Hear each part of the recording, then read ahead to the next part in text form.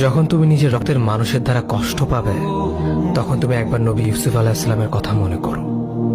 তিনি কিভাবে নিজের ভাইয়ের দ্বারা প্রতারিত হয়েছিল।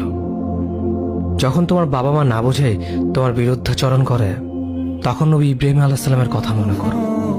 তার বাবা তাকে আগুনে নিক্ষেপ করায় ভূমিকা রেখেছিল। যখন তুমি সমস্যা থেকে পরিত্রাণের জন্য কোনো পথ পাবে না, তখন ইউনুস আলাইহিস সালামের কথা ভেবো। তিনি কতটা সময় তিমি মাছের পেটে আটকা পড়েছিল।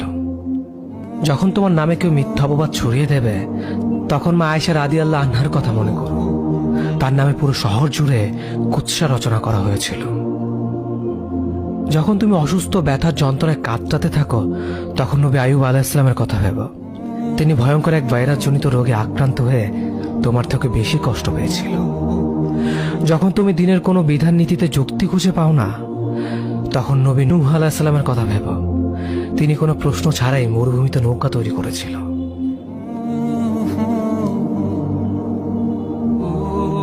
যখন তুমি আত্মীয়স্বজন, পরিবার, বন্ধু বান্ধবের কাছে হাসির পাত্রে পরিণত হও, তখন তুমি শেষ নবী হযরত মুহাম্মদ সাল্লাল্লাহু আলাইহি ওয়াসাল্লামের কথা ভেবো। রাসূল সাল্লাল্লাহু আলাইহি ওয়াসাল্লাম বলেছিলেন, সবচেয়ে বড় পরীক্ষা দিয়ে সবথেকে বড় পুরস্কার আসে। যখন আল্লাহ কাউকে ভালোবাসেন, তখন তাকে পরীক্ষা করেন, এবং যে এই পরীক্ষাগুলো মেনে নেয়, সে আল্লাহর সন্তুষ্টি অর্জন করে। আর যে অভিযোগ করে, সে তার ক্রোধের পাত্র হয়। হে আল্লাহ, তোমার কথা মনে করা, তোমার প্রতি কৃতজ্ঞ হওয়ার এবং তোমার ইবাদত করার তৌফিক আমাদের দান করো। আমিন।